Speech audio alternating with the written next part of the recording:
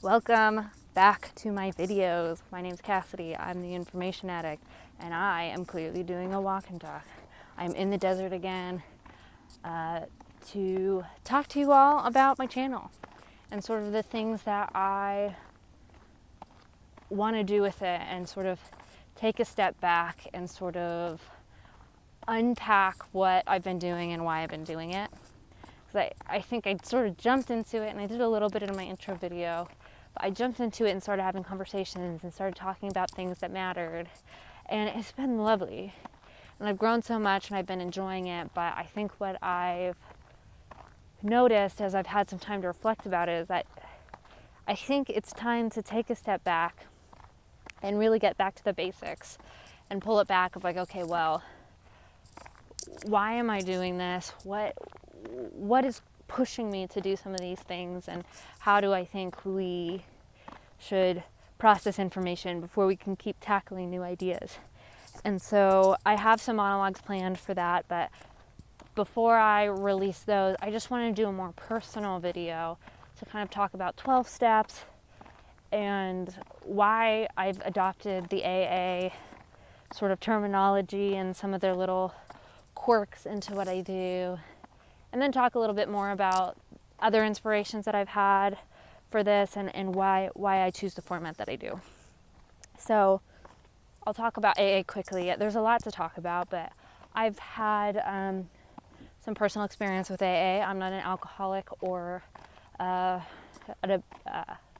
substance abuser myself, but I've had relatives and friends who have struggled with that and been able to go to meetings with them, and I've done some of the Al-Anon meetings for family and friends who struggle with, have people who struggle with alcohol addiction. And I found that organization to have a lot of things in it that I really like. First of all, it's interesting to me how easily people from all different worldviews and religions can adapt to it and get help from it. And you don't always see that often. And it's kind of surprising to me because I didn't start learning about AA till probably 4 years ago. But if you don't know what it is, I have these 12 steps. And the first 2 steps are that one is admitting that your life has become unmanageable due to alcohol. And the second one is that you turn your life over to God in whatever way that you can see him. And if I was an atheist, I always thought it would be hard to even get my head around the second step and how that would be even helpful to me if I couldn't do it. But there's been plenty of people, or if I didn't believe in God, but there's been plenty of people who found success with it. But it's sort of interesting to me because when it came to information and the way that I was consuming, I definitely began to feel like my life was unmanageable. And there's this thing that was bigger than me. And by letting control of that and turning my life over to God in the way that I could conceive of him, it began to create a lot more healing in the way that I consumed.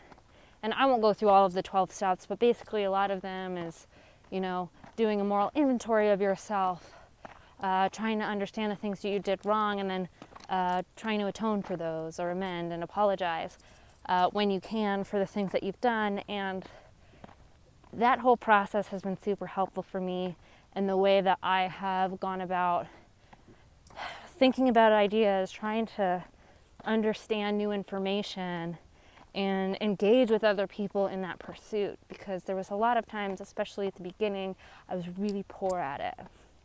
I always say that as a millennial, I was always taught in culture, at least a Western millennial, that the things you don't talk about were religion and politics. And at a certain point, I found myself and a lot of the other people my age around me understanding that, it's actually very important to talk about those things, but we had no concept of how. And so we're just stumbling around trying to figure it out. And we have more information at our fingertips than ever before. And we don't know where to turn, and we don't know where to go. And it was just creating more chaos in the world. And for me to adopt some of these things that I was learning from AA And bringing in my life in that area was really helpful. And it really got me to rethink about the way that I was having conversations, not about just finding the truth of beliefs and getting to the bottom and standing for truth and winning and losing. It switched it into a very relational way, where now it was more about how am I engaging in this process and how am I making that a god of sorts? And in what ways is it making my life unmanageable? And how can I look at the things I've done wrong, ask for forgiveness, and move forward better? And so for me, when I was thinking about how to start this, AA just became, that model, and sort of the way that I could make an homage to it became very clear to me that it was important and had a lot to say about the spirit in which that I want to take this thing that I'm doing and move it in a certain direction. So there's a little bit of background of sort of the information addict sort of title, but the serenity prayer as well. Just really accepting the things that I can't change, and just having the courage to let that go and be willing to identify what I can, where do I have the power to work, and then just asking for wisdom to know the difference between those two things, because I think sometimes in our minds it's really hard to know, especially when we get caught up in the nitty-gritty little things of it. So for me, I just want to keep that spirit in the way that I'm doing my exploration of ideas and of people in that frame, and a reminder of that frame, because I do think that the best way to create change and move towards something good is to start with ourselves. So that's what I've been trying to do here. So the second thing I want to talk about as far as inspiration is Paul Klay. So of course, many of you know I'm a big Paul Klay fan. I'm one of his randos. I've talked with a lot of his other randos. And if you watch any of Paul, it's pretty clear that there is at least some inspiration and adoption of the model that he does with what I do. And I've done that because I think it's successful, at least in what I'm trying to do. I grew up in evangelical churches, and when I found Paul, I was actually at a place where I was sort of feeling antsy. Like I wanted to see something good and something different in like evangelical culture, and I was having a really hard time like expressing that to people around me and seeing that vision anywhere. And so it sort of felt like a losing game. And then I stumbled across Paul Klay, and you've got this pastor who's talking about all of these different things and things in culture, and not being dogmatic about truth necessarily, although he stands for it, but taking all of these pieces and trying to see the world as a whole. And when I watched his videos of him monologuing, I could see this exploration of ideas and trying to piece things together and understand what's going on around us and come through ideas. And then when it came to his conversations, it was this breath of fresh air, where it was finally these people who were going through a similar journey as me, trying to find the answers to these certain things, and having somebody to talk to. And that was amazing, because I felt like in churches it was hard for people who didn't fit in a regular line to have those honest conversations. And I think that's what drew me to his work, and then eventually his community, getting me connected on social media and on online platforms. And I knew that the minute I saw it, I wanted to be a part of it in whatever way I could. And so it took me a while to really think about it and launch it in the right way, but when I launched my podcast, I knew that a big part of it was going to be the conversations like he did. And not only in just this idea that I was going to have honest conversations with people, but talking with people who don't necessarily have name recognition. I think that's a question that I've thought about sort of recently, and why am I not going out and chasing and trying to find experts to talk with about these things?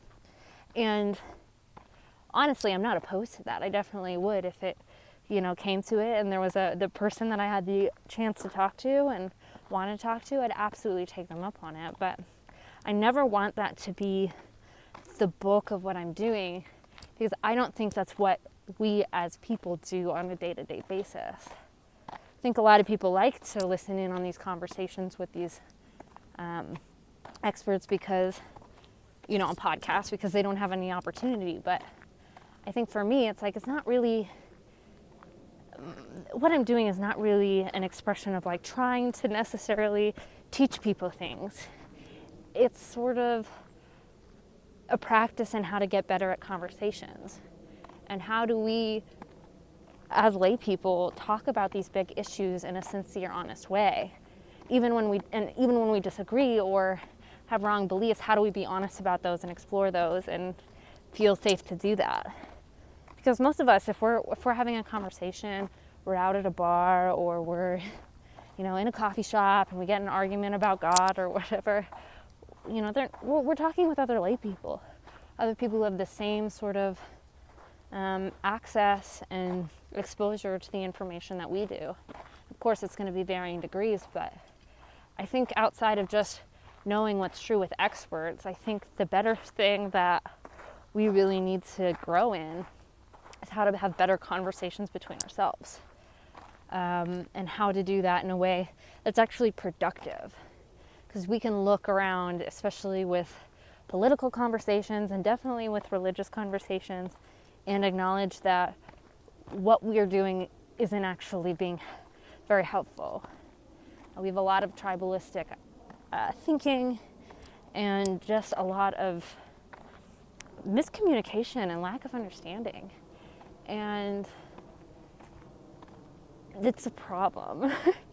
And I've just, in the last 5 years, I've really started to be more open and engaging with people who think very differently than me, and going out of my way to try to have conversations with people who think almost opposite than I do. And it's created a lot of change in what I actually believe, and I think that's a really beautiful thing.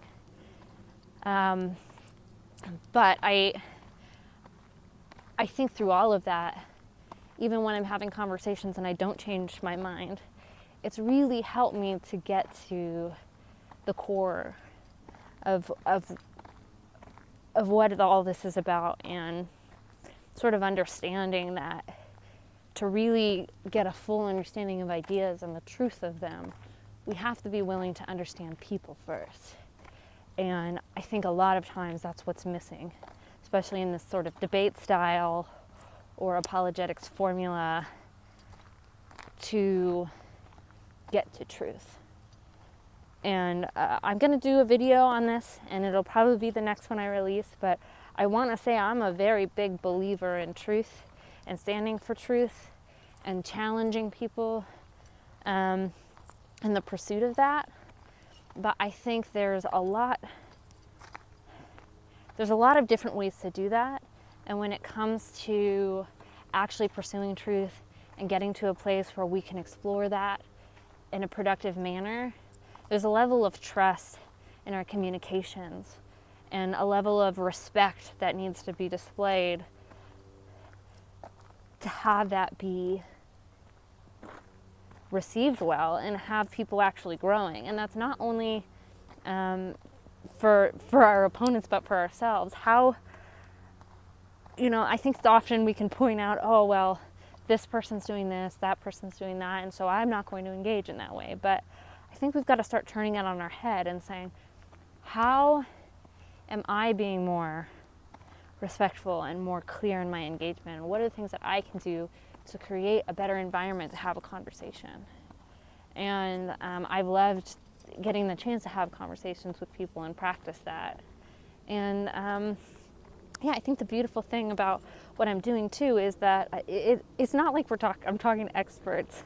So I'm not expecting everything they say to be 100% correct, or taken with 100% authority, and you definitely shouldn't take anything that I say with 100% authority. I'm just a filmmaker exploring big ideas because it gives me life. And I'm just really interested in truth and trying to do that the best way that I can.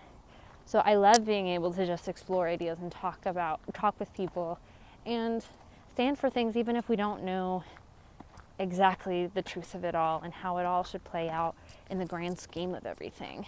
And so I'm really grateful for all the people who've been willing to talk to me and be honest and not only share their ideas and explore those, but share their experiences and give me a bigger perspective of what and why we do all of this. But I'm going to keep doing that, but I definitely, like I said, I'm going to try to do more monologue videos as well, because I think before we can really start thinking critically about the what of ideas and the truth and authenticity of those things, we kind of got to get underneath and say, well, why do we consume information? What's the point of it? Why do we curate beliefs? What's the point of that? And how do we then do all of those things in pursuit of something good or true, if that exists, which I think it does. So, yeah, that's what I'm going to be doing the next couple weeks. So I think with that, I will leave it here, but I'm going to finish my walk. And I'm excited to see what comes next. Again, thank you again for anybody watching and making comments. It's been so exciting to see all the support. I didn't expect that. I listened to Paul's video about honest conversations recently, and he was talking about how a lot of what he does is very selfish. He's just doing it for himself. And I would say there's a lot of what I'm doing that is sort of selfish in that way, where I'm trying to process things and, figure things out. But I'm so grateful for all the people who've come along and wanted to support and listen to my nonsense ramblings, because it's helped me to think clear, and it's just been so life-giving. So thank you again. And yeah, I will see you all next week. Bye.